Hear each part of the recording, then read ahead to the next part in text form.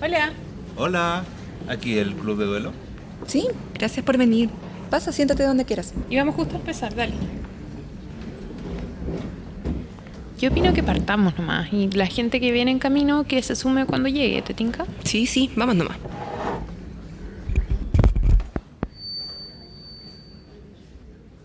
Hola, gracias por estar hoy en nuestra quinta y la última reunión del Club de Duelo de esta temporada.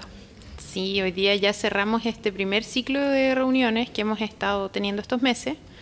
Este espacio, bueno, en lo personal al menos, se ha convertido en un lugar de encuentro y también de contención para nosotras, para las personas que nos han visitado y que nos han confiado sus historias y sus intimidades, donde nos propusimos hablar de la muerte con mucha sensatez y tratar de ir integrándola a nuestra vida en lugar de que, por un lado, ella nos deje aisladas y por otro, como que nos aísle entre nosotros también. Claro.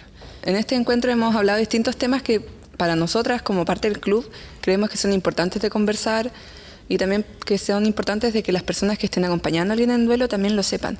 Hablamos de la necesidad de hablar sobre la muerte, de cómo nos empezamos a definir nosotros mismos después de vivir una muerte, de muertes que son invisibilizadas como el suicidio, también cómo nos adaptamos y buscamos espacios para transitar en esta nueva vida viviendo el duelo. Y hoy vamos a hablar del último tema que creemos que es fundamental también para quienes quedamos aquí en este club. Quinta regla del Club de Duelo. La memoria es más fuerte que la muerte. Cuando hablamos de que la memoria es más fuerte es porque una de nuestras preocupaciones es cómo poder integrarle esta muerte en nuestro día a día, recordar la vida de quien murió, recoger sus historias y hacerla nuestra memoria también. Y a esto está enfocado también este encuentro de hoy día, cuáles son las herramientas y estrategias que tenemos para construir esta memoria, cómo escribir, convertirse en activista, generar rituales, entre otras formas que tratamos siempre de ir invocando la vida de quien ya no está. Y para eso hoy día vamos a conversar con una amiga muy querida que se llama Francisca Palma Arriagada. Me voy a tomar el tiempo de presentarla porque es una persona que hace muchas cosas. Por un lado, ella es periodista y magíster en comunicación política. Es miembro del equipo de la revista de política y cultura La Raza Cómica, que a esta altura es como nuestro media partner extraoficial. Y es conductora del programa La Fuente de Uchile TV y Radio Uchile. También es artista textil. Pueden encontrar su trabajo en su Instagram, que es más o menos bien, pero también ella tiene una iniciativa para difundir el arte textil que se llama Frente Textil y forma parte de otra iniciativa que se llama Para Remendar el Dolor, que tiene mucho que ver con la memoria y el arte, que es un tema que vamos a abordar hoy día. Y está trabajando en un proyecto que se llama Bordado de una herida abierta, donde está bordando los rostros de las chicas que fueron víctimas del psicópata de alto hospicio con cabellos de mujer. Y por último, no contenta con todo esto que hace, es escritora. Y escribió el libro Iquique Glorioso y este año lanzó Iconoclastas. También se adjudicó un fondo de creación literaria para otro libro sobre los muertos de la fábrica de Kaiser y trabaja en un proyecto de poesía sobre el desierto. Y ahí llegó la Fran. Fran, te queríamos agradecer por venir hoy día al club a compartirnos tu experiencia, a conversar con nosotros. Sabemos que tiene una agenda muy apretada, así que muchas gracias por estar acá. Gracias a ustedes por la invitación. La estaba oyendo detrás de la puerta y me encantó lo que situaron respecto a confiar la historia. Me gustó lo que dijeron. Bueno, eso es lo que vamos a abordar contigo y también creemos que es importante también conversarlo entre todos los que estamos acá en el club. No deja de ser un punto esencial durante el duelo. Y más allá de lo que nosotros contamos de tu currículum, queríamos saber por qué tú estás acá, en el Club de Duelo. ¿Cuál es tu pequeña entrada a esta sociedad secreta? La pequeña herida. ¿Cuál es mi pequeña herida? Asociada al duelo. Bueno, personalmente son varias, pero puntualmente, de manera pública, es un proyecto de arte textil y memoria en el cual estoy bordando como un ejercicio de representación a las mujeres asesinadas en alto hospicio en la década de los 90-2000. Ese es como un proyecto que surge como una inquietud en un momento sin saber, era una herida, como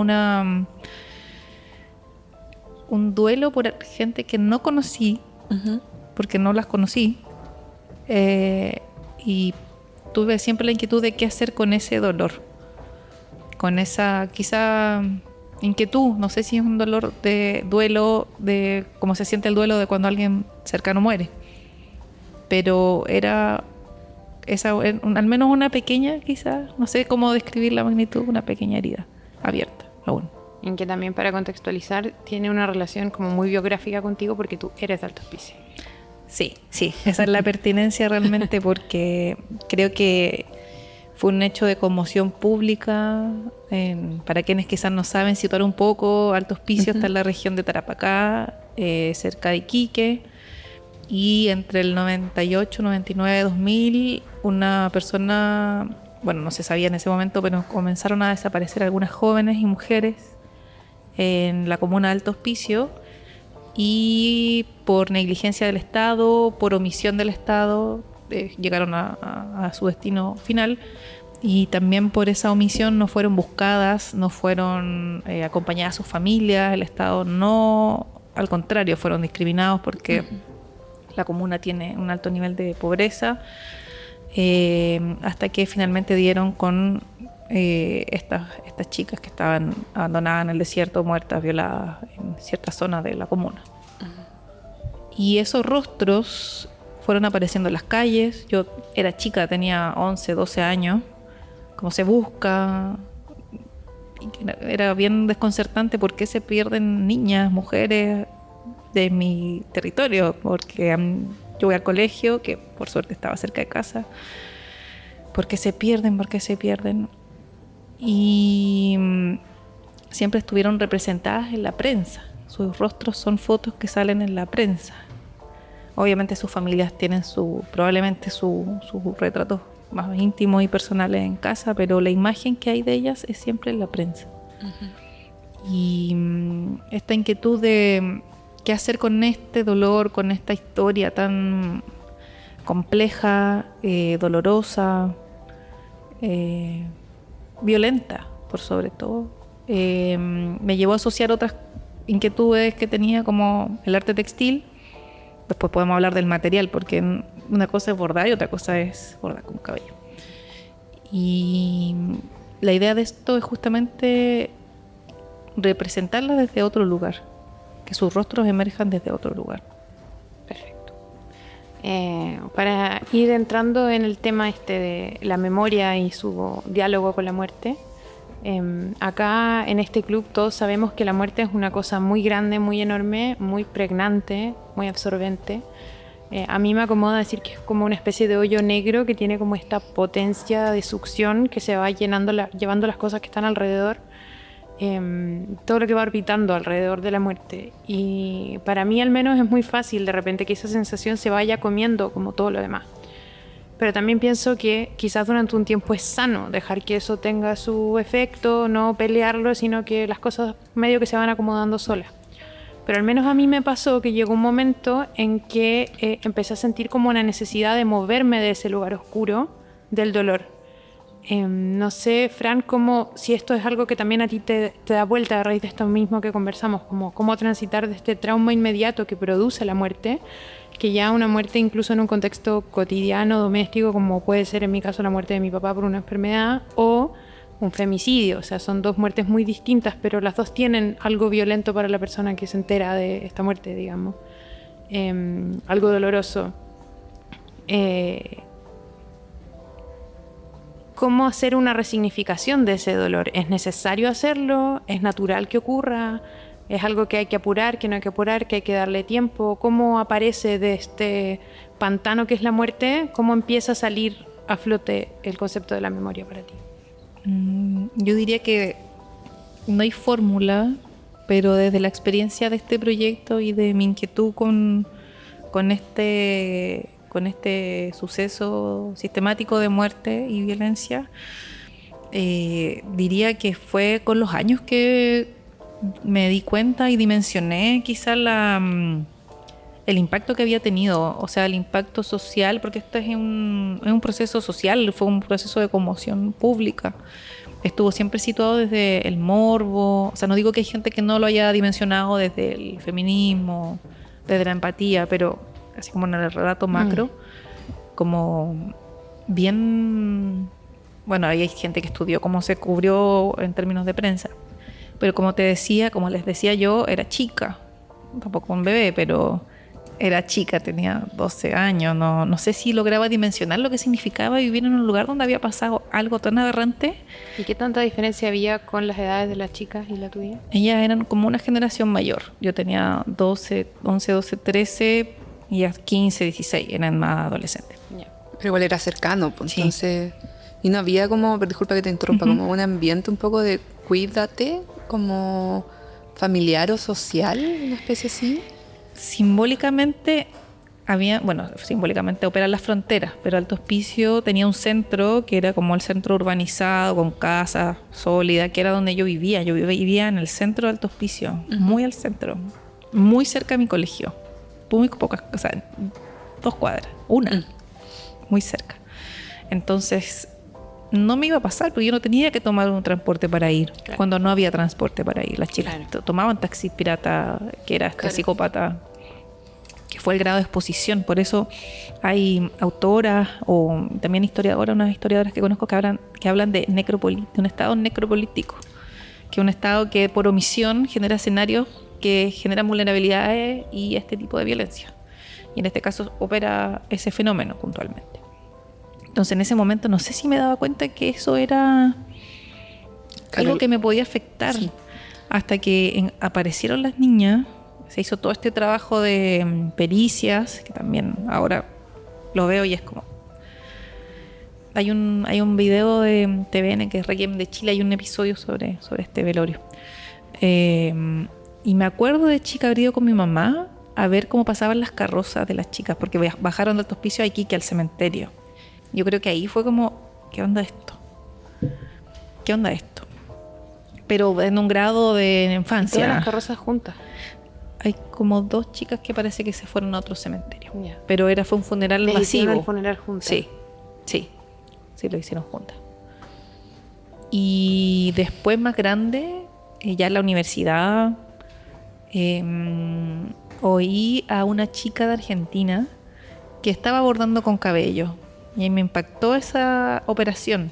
Yo recién estaba retomando el bordado como con monos sin sentido que hacía. ¿Retomando porque cuándo empezaste a bordar? ¿Con la chica? Porque siempre estuvo en mi ambiente, en mi casa. Miraba cómo se hacía el tejido, el bordado, era como una inquietud, una curiosidad que quería aprender. Muy chica, alguna vez armé un tejido, una tía. Tratando de tejer. De tejer es parte de tejer. Y estaba recién viendo qué onda los materiales y esta chica dice, yo estoy mi tesis doctoral de arte, no sé cuánto, estoy bordando con cabello. Y yo, ¿qué quiere decir eso?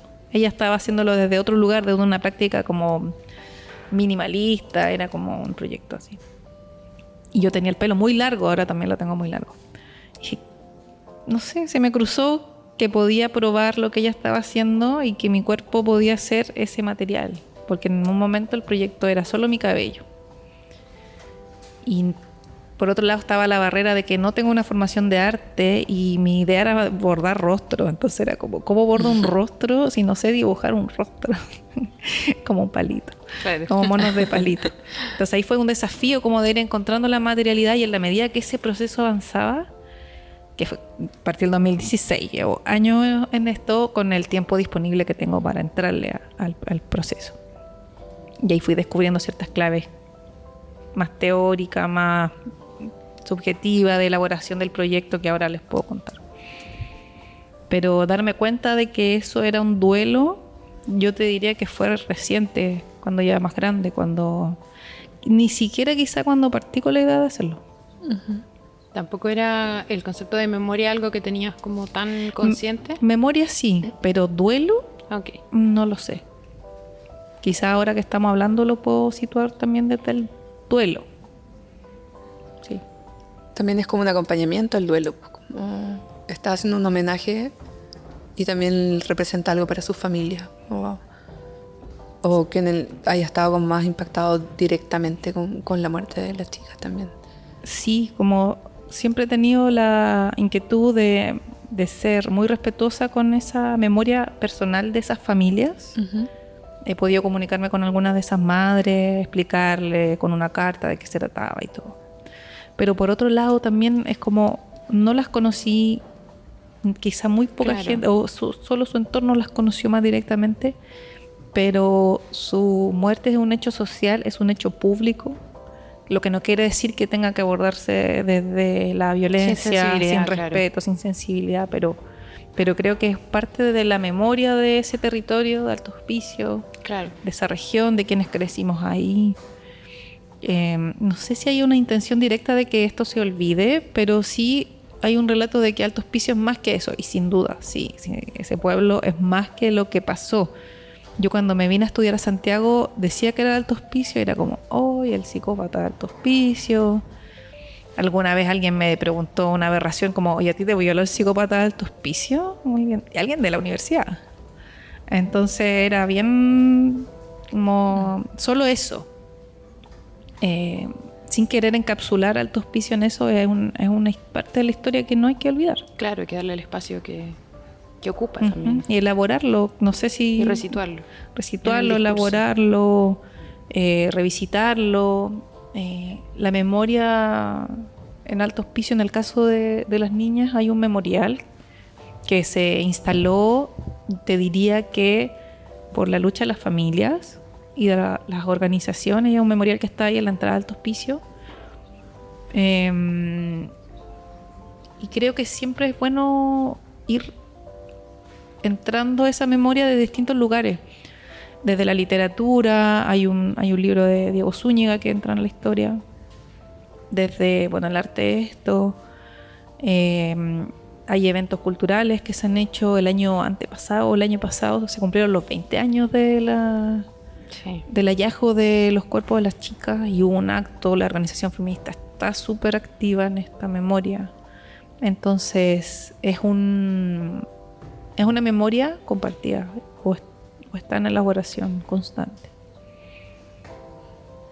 En el encuentro anterior estuvimos hablando también de qué podemos hacer quienes quedamos para poder un poco así como comunicarnos o expresar lo que sentimos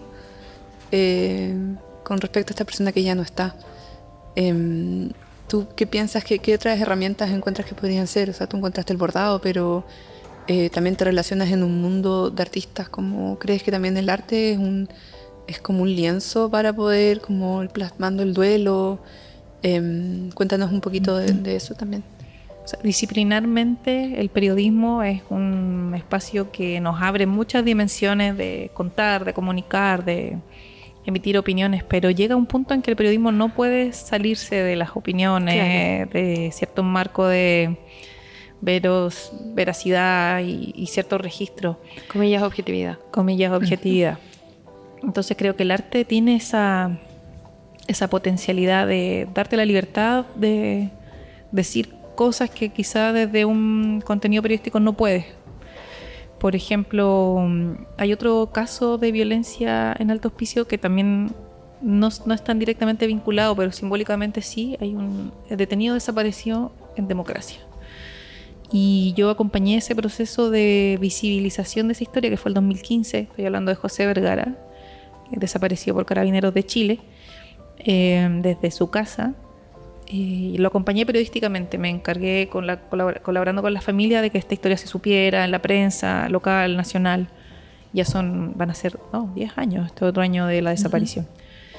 Y no sé, no podía decir lo que pensaba, no podía decir como quiénes hicieron esto, por qué hicieron esto, pero hubo otros dispositivos como una obra de teatro, otra obra de teatro, obras visuales. Yo creo que esa es la gracia del arte, que te da esa libertad de especular, de elaborar, de poetizar, de plantear de otra forma, de complejizar los fenómenos, como las muertes. Quizás estamos hablando de muertes violentas, de muertes de violencia política, de violencia estatal puntualmente. Creo que eso te da una libertad. Mientras hablabas, Fran, pensaba... se me venían a la mente otras cosas que se me quedaron fuera de tu presentación. Pero, por ejemplo, Bulnes Intervenido, que tú participas en ese proyecto hace muchos años. Si puedes contar un poco de qué se trata. Ese fue un proyecto que durante 10 años nos reunió un grupo de amigos para iluminar las huellas de las balas del Paseo Bulnes, en el barrio cívico de Santiago, hay un centenar de balas disparadas entre el Tancazo del 29 de junio y el 11 de septiembre del 73, en esos 2 hitos. Y lo que hicimos durante 10 años fue juntarnos el último viernes de septiembre, convocar a las personas por distintos medios a iluminar esas huellas con punteros láser, como reconocer que estaban ahí, que significaban algo y elaborar conjuntamente con una conversación qué significaban para las personas, para quienes pasaban, para quienes no vivían ahí, nunca se habían dado cuenta, quienes pasaban todos los días y no lo habían visto, para quienes vivieron el golpe de Estado ahí, para la gente migrante que no entendía qué estábamos haciendo. Entonces se produjeron 10 encuentros, 10 años de trabajo muy ricos en torno a las memorias y evidenciando que siempre es un desafío de construcción. ¿Para quién? ¿Para qué? No sé si hay un objetivo, tiene que tener un objetivo tan claro este tipo de ejercicio. Pero la existencia de estos creo que es muy valiosa. Una cosa que yo me he preguntado mucho con respecto a esta como relación entre el duelo y la memoria es cómo lograr que la totalidad del recuerdo de una persona, de lo que fue su personalidad, su vida, no quede reducido a lo que fue su muerte, que quizás por peso narrativo, por traumático que fue, termina quizás comiéndose lo otro. En la parte personal mía, yo también soy periodista, bueno, las tres somos periodistas, y mi forma de procesar siempre las cosas que vivo es a través de la escritura. Esto del podcast es una cosa nueva, pero, pero siempre ha sido a través de la escritura, y apenas yo entré en mi etapa de duelo, escribí muchísimo, eso me ayudó mucho, y en algún momento empezó a rondar esta idea de decir como, bueno, ¿y si hago algo con todo esto que he escrito? ¿Y si escribo un libro? Y de a poco esa idea fue tomando forma, y a medida que lo iba haciendo me empezaba a incomodar esto de decir como, esto va a quedar para siempre, o sea, si yo lo imprimo, este libro va a ser la versión oficial de lo que fue mi duelo, y no es que no lo haya sido, pero esto es lo que quiero que perdure, ¿cachai? Como esta oscuridad tan profunda, tan abismal, ¿cachai? Como esto es lo que quiero que quede. Alguien que no haya conocido a mi papá, que no me conozca a mí, que lo conozca a través de este libro, va a pensar que mi papá se reduce a lo que fue su muerte, como de qué manera ir haciendo ese tránsito, que yo todavía estoy en esa búsqueda, más o menos que tengo una idea, una metodología que me va haciendo sentir más cómoda con la idea, pero estaba esta inquietud sobre cómo hacer un homenaje que no fuera a negar el dolor, pero que no eternizara el dolor, sino que eternizara otra cosa, por así decirlo. Eso yo creo que es un desafío, no sé cómo lo ves tú. Me acordaba también de este otro proyecto para remendar el dolor, que tiene que ver con los nombres, bordar nombres de las personas que murieron en la pandemia. ¿Cómo ves tú esa posición de qué es lo que perdura al final? Sí, creo que es bueno preguntarse si la muerte encapsula un momento y eso opaca la vida o procesos de las personas. Es súper valiosa esa pregunta.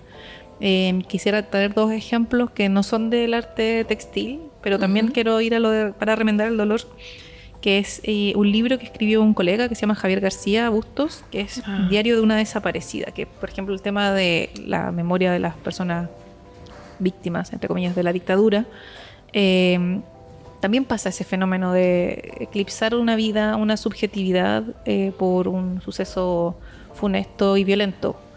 Y creo que él en ese libro cuenta la historia de su tía y me impactó mucho su forma de abordarla. Quizá no es nueva, pero fue como la primera que yo encontré en ese registro, que era relevar su subjetividad, su cotidianidad, lo que le gustaba, su perrito, hacer fotos. Ella tenía una vida que se acaba con su desaparición forzada, sin duda, pero como explorar esa dimensión creo que es un ejercicio y una mirada súper valiosa. Lo hace también Zurita en un libro que sacó hace poco con Editorial Cuneta, que también tiene esa fórmula de contar, que los familiares cuenten quiénes eran estas personas. Y en esa misma línea, quizá en el proyecto de Bordado de Alto Hospicio yo no he explorado esa dimensión. Y estoy en el primer momento de generar una representación que la saque de un lugar. Creo que por ahí va como el fondo. Pero para remendar el dolor, que es otro proyecto textil, que estoy con un grupo de compañeras, con 5 o 6 compañeras de Santiago y de Curicó, a partir del cual convocamos a personas a enviar nombres de personas que habían fallecido por COVID o inscribirse para bordar estos nombres y generar epitafios textiles en los cuales representaran un poco esa subjetividad de esas personas. Y son más de 500 textiles que están, de hecho fueron expuestos aquí en el Centro Cultural de España. Mira. Había olvidado ese detalle, fueron expuestos, no recuerdo hace cuántos años, creo que 3 o 2 estuvieron acá en el Centro Cultural de España, parte de esos textiles, y justamente que hicimos un lienzo grande. Un lienzo grande, que son, en verdad ahora son 3 lienzos. Y la gente, bueno, textilera muy experimentada, probablemente, no sé, un médico que fallecía, le hacían como algunos símbolos asociados a la medicina, si era profesor. Prontamente, en marzo, vamos a tener una exposición de esos textiles, así que también ahí podemos mostrar cómo quedaron. Pero sí, explorar esa subjetividad creo que es una apuesta muy valiosa, de sacar a la persona de ese momento de la muerte, de ser víctima. Creo que es importante entrar ahí. Me pregunto cuáles son los siguientes pasos, como ya está la subjetividad, que viene también, como para seguir complejizando este abordaje de la muerte. Se me aparece también La Huerta, que es un fanzine que escribió la Fran, un cuento que se lanzó junto con su libro Iconoclastas y que también lleva un poco una tragedia nacional a un ámbito mucho más doméstico. No sé si quieres contar un poco de qué va el cuento. Sí, ese es un cuento que es una ficción, pero está inspirada en la historia de mi familia materna. Mi familia materna de la Araucanía es de Villarrica. Y un par de sobrinos de mi abuelo, los más cercanos, los más regalones, eran militantes socialistas en la Unidad Popular. Y llegado el golpe, decidieron escapar, eran los dirigentes del Partido Socialista de allá, a Argentina. Y los encontraron en el camino y son parte de los detenidos desaparecidos de la Araucanía. Y adentrándome también más grande a esa historia, porque también era como, me acuerdo de mi mamá decir, mi primo acá, pero nunca me explicó qué les pasó. O alguna vez sí, pero tampoco me quedaba muy chica también. Sí, no me quedaba tan claro hasta que ya más grande yo me vine a estudiar a Santiago y empecé a visitar más a mi abuela, que estaba en Villarrica en ese momento. Y en algún momento salió la historia y lo conversamos, y mi abuela lo contó de una forma muy... Mi abuela, una mujer de campo, sin formación académica, contó esa historia de una manera muy poética. Y ahí pensé en la posibilidad de escribirlo, tomar un poco de sus palabras, de esa forma de elaborar esa muerte de sus sobrinos que ella veía cuando hacía la huerta, cuando la sangre saliendo de la tierra. Así como que por ahí va. Nosotros igual queremos hablar un poco como, o sea, mantener el tema de la memoria y hacerla viva. Incluso en el mismo Estado Nacional tenemos esta frase que dice: un país sin memoria es un país sin futuro. Creemos que es súper importante como recoger la vida, recoger lo que pasó, recoger lo que está ocurriendo y cómo nos puede ir marcando. En este caso, obviamente, las muertes, es lo que nos convoca realmente en este club. Y queremos saber un poquito más como de lo que nos estabas contando en un principio, de bordar con cabello. ¿Cómo lo estás haciendo? ¿Es tu pelo? ¿Es el pelo de otras personas de alto hospicio? ¿Cualquier persona se puede sumar? ¿Cómo funciona un poquito como pensando en esto o como ocupar un elemento como vivo que uno decide como también sacarse de sí para poder hacer algo de memoria? Sí, yo creo que es una de las particularidades de este proyecto en curso, un proyecto que, como les decía, comencé en el 2016 y que todavía está porque son muchos rostros, es un proceso lento. O sea, siempre que digo que bordo con pelo hay gente que dice, le da un poco de asco, o se pregunta por la resistencia del material. Bueno, tuve que experimentar harto con el material y en la medida que eso pasaba, encontrar la tela adecuada, porque los cabellos son delgados, entonces se atraviesa la tela si no lo anudas bien, entonces había que buscar un material que no atravesara, que pudiera marcar. En ese camino fui elaborando por qué finalmente el cabello. El cabello representa, tú dijiste, es la vida de alguien, la identidad de alguien, como luce el cabello tiene que ver con esa identidad. Por un lado, en general, es un símbolo de feminidad. Es algo que se queda en el cuerpo cuando ya mueres, como que representa la inmanencia.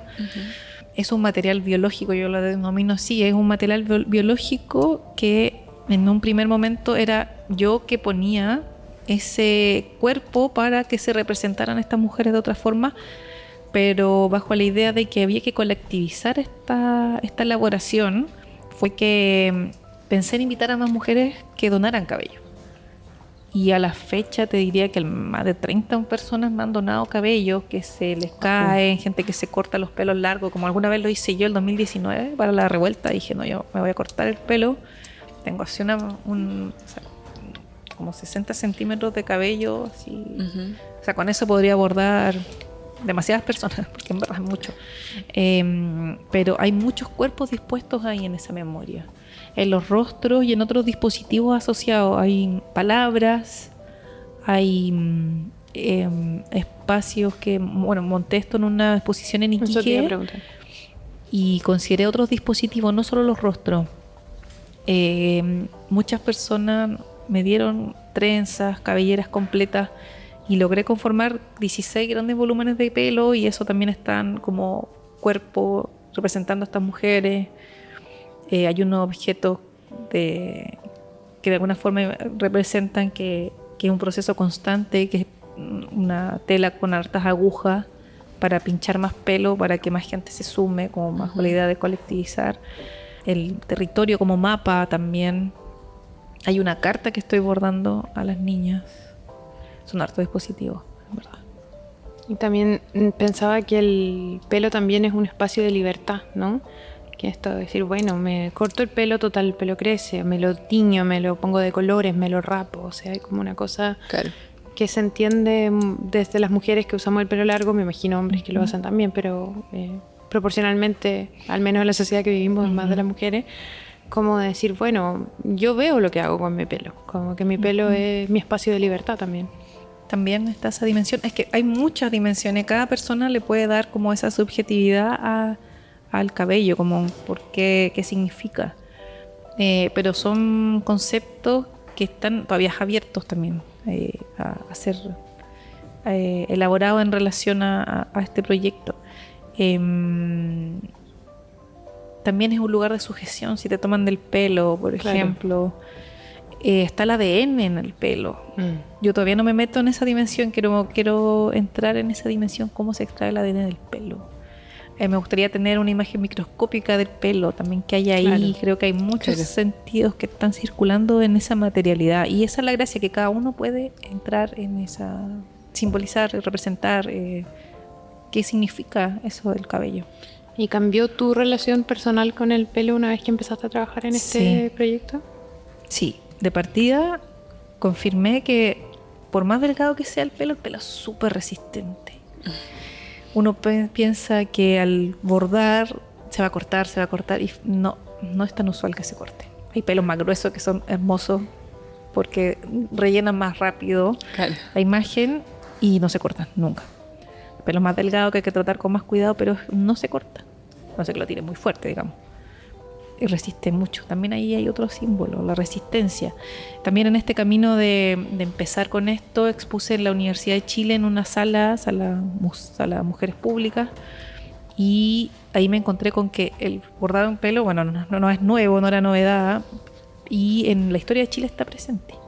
Por ejemplo, los soldados de la Guerra del Pacífico se llevaban relicarios con cabello de sus madres. Era como llevarlas.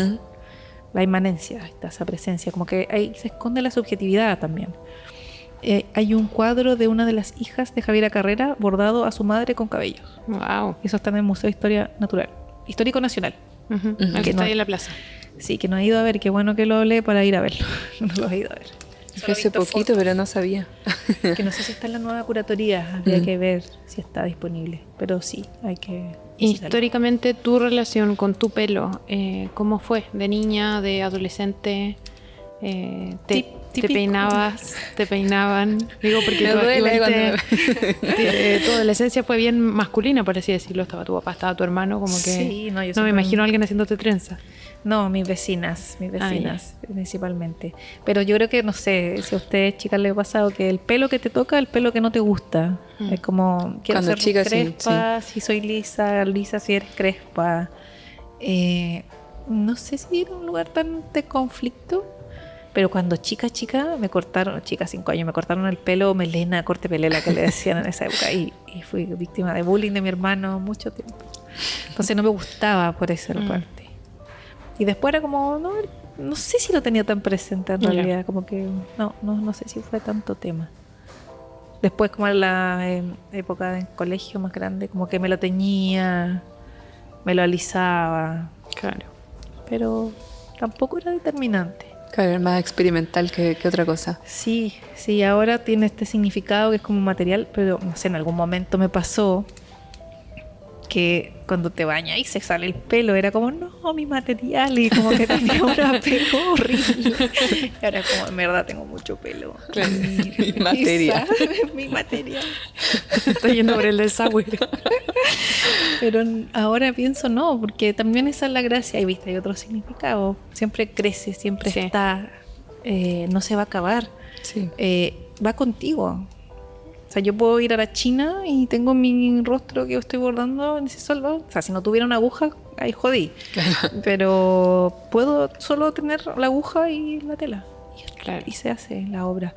Hay otra historia del bordado de cabello que no sabía, que en China se usaba para imitar grabado el cabello. Y efectivamente en los procesos de juntada para bordar con otras personas, hubo unos chicos de artes que expertos en grabado y delinearon la silueta de la imagen, hicieron algunas líneas y parecía un grabado. Fue como, bueno, aquí hay otra cosa. Claro. México hay una corriente, un estilo de bordado lausín, que viene de España, que está asociado como a Oriente y también como que se utilizó en algún momento. No era nuevo, yo no sabía nada. Estaba inventando la rueda, digamos. Nunca uno está inventando la rueda, uno nunca es original, digamos. Trae elementos de muchas partes para construir algo, pero original, no sé.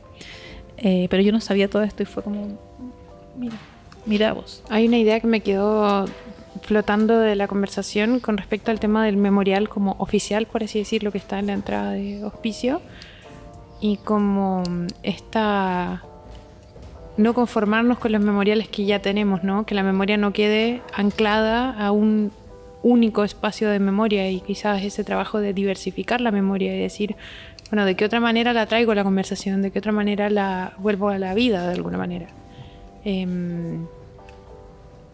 No es una pregunta, solo se me ocurrió un comentario. Más que una pregunta, tengo un comentario. Sí, sobre eso creo que es valioso que exista este memorial. Es un lugar donde gente se reúne. Cuando pasó esto de José Vergara que les contaba, la gente comenzó a juntarse ahí. Bueno, está ubicado en un lugar estratégico que es como el ingreso a Alto Hospicio, a distintos barrios que hay. La gente comenzó a juntarse ahí. Entonces, tiene un valor simbólico que esté marcado en la calle, digamos. Ahora no sé qué valor tendrá para las familias, no sé qué valor va a tener en 10 años más para las chicas jóvenes que no vivieron esto. Claro. De ahí tengo otra historia que contar, muy, muy breve. Hicimos un fondar hace unos años con un liceo en Alto Hospicio para hacer un ejercicio de escritura autobiográfica y ilustración de esa historia para publicar un libro. Yo no había caído en cuenta que los estudiantes y las estudiantes que hicieron esto no habían nacido todavía para este día, para este proceso de muerte de las chicas de Alto Hospicio. Y uno de los ejercicios de ese taller, ¡ay, qué lindo ese taller! Me escriben un correo y les mando el taller para que lo repliquen o lo adapten. Uno de los ejercicios del taller era ir al archivo de Iquique y buscar el diario del día que nacieron. Para agregar algún dato, el día que nací, no sé qué. Murió Pinochet, no sé. Y muchos de estos chicos, porque eran de distintos cursos, entre séptimo y cuarto medio, se encontraron con esto. Que estaba pasando eso cuando ellos nacieron. Entonces, no sé qué les va a pasar. O sea, ellos hicieron este ejercicio y se dieron cuenta, lo comentaron. Claro. Pero para las nuevas generaciones, mis sobrinos que están ahí, no sé si saben de esto, no sé si van a saber de esto, cómo van a saber de esto, qué va a significar este monolito, este memorial que está ahí. No sé. Por eso quizás es bueno seguir elaborando, porque... Claro, que no se quede con un memorial de la muerte, como un poco como se va siguiendo hablando de la vida de ellas que tuvieron, como sus familias siguen allá y es su territorio todavía, como no deja de serlo por su muerte. Pensaba también más allá del memorial físico, el monolito que tú dices, no sé si estoy en lo correcto, pero tengo entendido que Alto Hospicio un poco pasa a ser comuna después de que ocurre esto, ¿no? Sí. Ahí tenéis memorial en todo caso, como cambió la configuración geopolítica de... del territorio. Sí, porque antes correspondía a la comuna de Iquique. Y con esto el gobierno era Ricardo Lagos, creo. Fue como ya hay que darles algo a esta gente. Claro. Sí, porque era muy grande, ya territorialmente faltaban servicios y tal, entonces sí, se transforma en comuna ahí. Luego de eso. Y si bien yo creo que ya para ir cerrando la conversación y se escapa un poco del tema de la muerte quizás, o de la muerte biológica, pero ya que estamos hablando de memoria y que tenemos a la Fran acá, el libro que la Fran lanzó este año tiene mucho que ver también con la memoria de ese territorio que es Alto Hospicio y de el desplazamiento forzado y la colonización forzada en toda esta como...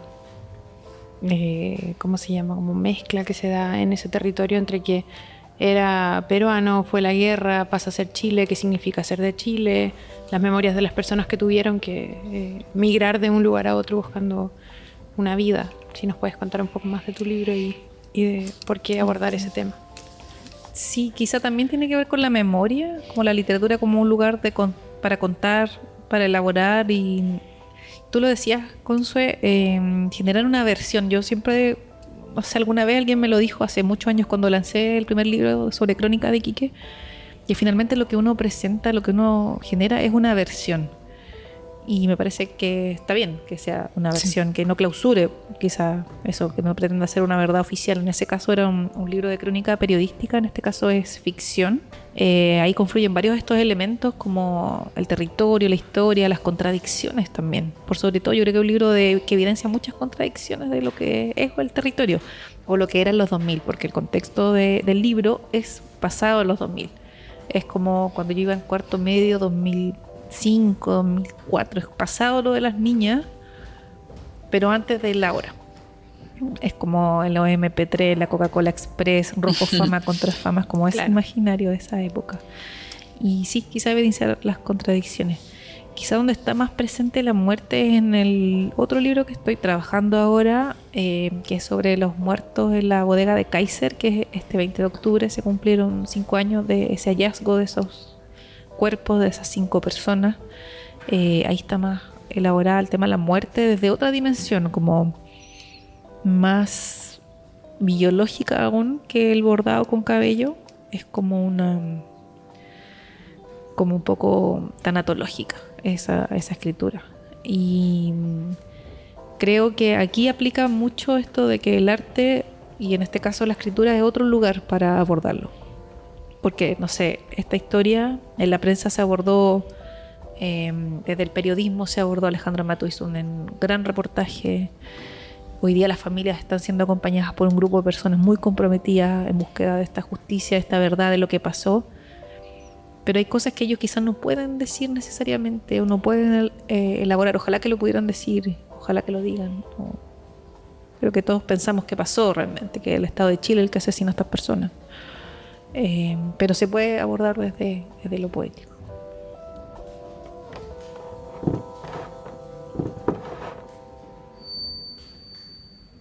Nosotros en todos los encuentros nos hemos estado compartiendo algunas lecturas, películas, series, canciones o cualquier estrategia en verdad que hemos podido encontrar entre nosotros para poder acompañarnos.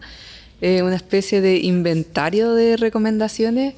No sé, Fran, si tú nos quieres recomendar algo, puede ser algo fuera de lo que hemos hablado o también puede ser algo como, no sé, si alguien en verdad quiere experimentar con, no sé si bordado, con algo que tenga relación con el arte para poder ir plasmando o trabajando memorias de sus propios duelos también. Quizá primero tengo una recomendación, no venía preparada, pero mi enciclopedia interna buscó y encontró una recomendación. Quizá decir que esa es la gracia del arte, que no hay una forma de hacerlo, que quienes estén vinculándose a la muerte, ya sea por muertes de familiares cercanos, porque le afecta lo que le pasó a otra persona, por violencia política, por lo que sea, no hay un camino, no hay una forma. Creo que pensar la muerte es también confirmar que está ahí, que son las circunstancias las que marcan cómo se escribe, cómo se piensa, cómo afecta esa muerte. No hay una única forma, por eso quizás nos hace volver a la idea de las versiones. Y sobre un contenido puntual, bueno, hoy día es 11 de noviembre, para las personas que no oigan en el futuro, esto fue grabado un 11 de noviembre, se conmemora la inmolación de Sebastián Acevedo, de Concepción, trabajador que le habían secuestrado a sus hijos y él decide morir como una forma de protesta. Y se inmola frente a la Catedral de Concepción. Y ese hecho como político, que hay que dar para otro capítulo, porque no es un suicidio necesariamente, ahí habría que quizá preguntarle a expertos sobre esa decisión política de hacer pública su muerte como una protesta. Está abordada también muy poéticamente en el libro Centauro de Isidora Stevenson, que tuve la fortuna de leer y a quien tuve la fortuna de entrevistar, que también ha trabajado el tema de la muerte desde su dramaturgia, en este caso un libro que trasciende la frontera de lo dramatúrgico, que es bien híbrida y que recomiendo para adentrarse a la muerte desde otro lugar. Y también recomendaste Rostros de una desaparecida. También, sin querer, Javier, saludos. Y el de Zurita, que es algo del Canto de los Hijos, ¿no? Canto de los Hijos, sí, Canto de los Hijos de Editorial Cuneta, de Zurita, que se lanzó este año. Hace poquito, sí. Sí, como en octubre fue, y lo pude leer también ahí gracias a Cuneta, para la raza cómica. Y Rostro de una desaparecida de Overol, de Javier García Bustos, que lo leí para una entrevista en Palabra Pública. Porque él se ganó un premio de la Universidad de Chile, ¿no? ¿O no? No sé. No, creo que me enchufaron el libro en realidad. Ay. Pero qué bueno que resultó, sí. Muy bien.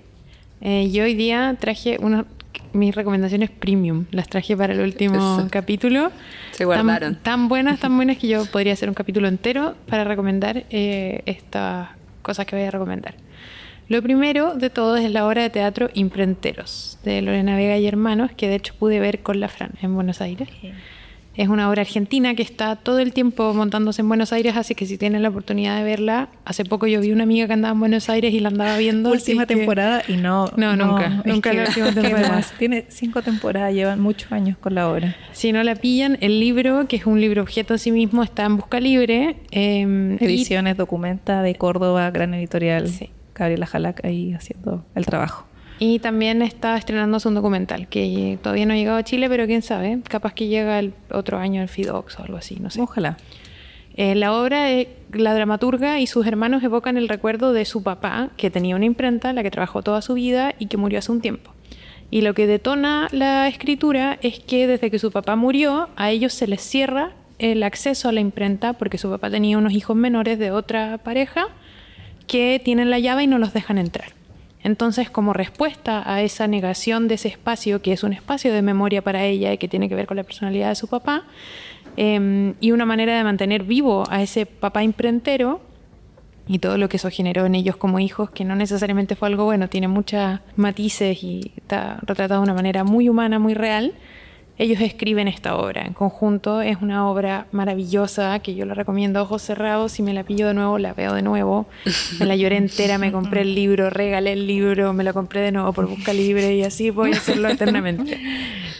A veces Ediciones Documenta viene a la furia del libro. Ojalá que este año vengan y lo puedan conseguir. Más fácil. Y la segunda es un libro que se llama El libro de Tamar, de también una argentina que se llama Tamara Kamensainz. Es un libro muy precioso. Ella es mayormente poeta. Era, bueno, pero sigue viva. Nuestra memoria. La memoria. Sí, y escribe este libro que es más como ensayístico, narrativo, no es muy poético, pero no tiene la forma de la poesía. Y en este libro ella disecciona un poema que escribió su ex marido, el escritor Héctor Libertela, también argentino, que le escribió cuando ellos se separaron. Y ellos se separaron porque él era alcohólico y eso fue un gran problema en la relación de ellos dos. Entonces, en algún momento él le escribe un poema, se lo deja por debajo de la puerta y ella lo encuentra, lo lee y el poema no le dice nada y lo guarda en un cajón por muchos años. Y luego pasan mucho tiempo y Libertela muere, efectivamente, de manera muy mal su muerte. Y que a todo esto su hijo, que se llama Mauro Libertela, también escribió un libro sobre la muerte de su padre que se llama Mi libro enterrado. Así que están las dos versiones. Y luego de la muerte de Libertela, Tamara Kamensainz se encuentra este poema y se da cuenta que el poema contenía muchas como pequeñas claves de lo que había sido la historia de amor entre ellos dos. Es un poema que no me acuerdo cuál es la palabra técnica literaria, que es como que se repiten todo el rato las mismas letras, pero das vueltas, como arma, trama, mata, rata, tamar, no sé qué, que son puras como invocaciones a historias que ellos vivieron. Entonces, ella va escribiendo, va como reviviendo esta historia que tuvieron a raíz de cada uno de los versos de este poema. Y es un libro que yo siempre digo que aborda el duelo de perder a alguien que todavía está vivo, digamos. O sea, es como el duelo que ella hizo cuando perdió a su esposo en manos de la adicción, pero su esposo todavía no había muerto, pero ella no hace conciencia de este duelo hasta que realmente su esposo muere. Claro. Es un libro muy bonito. Y por último, uno que es más reciente, que es la novela Intermezzo de Sally Rooney, que es una escritora irlandesa muy famosa por escribir Gente Normal, que es un libro que a mí me gusta mucho. En él cuenta la historia de dos hermanos que son muy diferentes y que están enfrentando la muerte de su padre. Esto también lo mencioné a la rápida en el capítulo pasado, sí. Que lo que más me llamó la atención era que decía en un momento que estaba preocupado uno de los personajes porque ya no se acordaba todos los días de su papá. Y para tranquilizarlo, la pareja le dice, bueno, no te acuerdas todos los días de los vivos tampoco, como no seas tan duro contigo mismo. Le dice, claro, pero los vivos no me necesitan para existir, como tienen su propia materialidad. En cambio, si yo a mi papá no lo recuerdo un día, ese día mi papá no existe. Y eso va a haber un debate muy interesante sobre cómo se genera la memoria, depende de nosotros, cómo se construye socialmente luego de que una persona muere. Así que esas son mis 3 recomendaciones para este capítulo de memoria. Altísimo nivel de recomendaciones. ¿Ven ustedes? Sí. Sí. Quedamos peinadas para atrás con todo. Hoy todas las recomendaciones, tanto de la Fran, de la Conce, van a estar también en nuestro Instagram, @clubdeduelo. Las de la Dani también van a estar en Instagram. Sí, va a aparecer. Espérenlas. Ahí, el que sabe, sabe. Claro. Los invitamos a seguirnos y que nos encontremos en este espacio donde somos contrariamente todo lo del Club de la Pelea, porque queremos que esto se hable, que deje de ser esta... o sea, no va a dejar de ser la sociedad secreta, pero que por lo menos sepan como de que estos secretos, temas, pero un poquito visibles. Claro. Que sepamos dónde encontrarnos de manera segura, pero que se hable. Claro. Sí. Que se integre en la conversa. Y bueno, estamos llegando al final de este encuentro, el 5º, de este ciclo de reuniones, que esperamos que sea un primer ciclo y que podamos seguir dándole vida a este espacio donde podemos tomarnos el tiempo para conversar, como decía la Dani, de manera segura, sabiendo que no vamos a salir de acá llorando terrible y removidas y triggereadas, como dicen los lolos ahora, pero que sí podemos darle un espacio a la conversación y decir, oye, pucha, hablemos de la muerte, pero con altura de miras, con experiencia artística mediante, con referentes, con historias íntimas, personales, en este espacio de confianza. Y este tema, como lo hemos dicho muchas veces, suele ser un tabú y termina volviéndose doloroso no solo porque nosotros perdimos a alguien, sino también porque terminamos aislados de la sociedad porque la gente no quiere conversarlo contigo. Así que queríamos agradecerles por sí conversarlo con nosotras. Sí, ha sido un camino muy lindo y queremos agradecerles acompañarnos y compartirnos. Y también agradecerle a la Fran, que fue parte de este último encuentro, que vino hasta acá y nos cuenta todo la importancia de trabajar duelos compartidos, duelos que quizás no son como que te impactan directamente, pero realmente sí, están en tu territorio, es parte de tu historia y los tomas y los compartes con el resto de las personas también. Así que te agradecemos estar acá y ser parte del Club de Duelo junto con nosotros. Gracias a ustedes por la conversación. Nos invitamos a seguir encontrándonos en las redes para seguir haciendo comunidad en el Club de Duelo. Nos estamos viendo. Cuídense. Chau.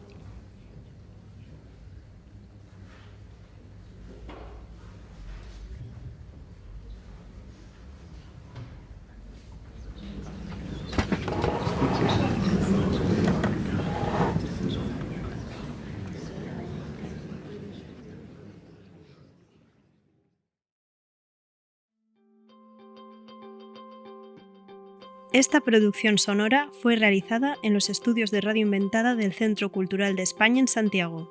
Las opiniones vertidas en este programa son de exclusiva responsabilidad de quienes las emiten y no representan necesariamente el pensamiento de Radio Inventada o el Centro Cultural de España en Santiago. Editor general de Radio Inventada, Joaquín Jiménez Salvador. Postproductor, Fabián Flores Corbalán. Todos los derechos reservados.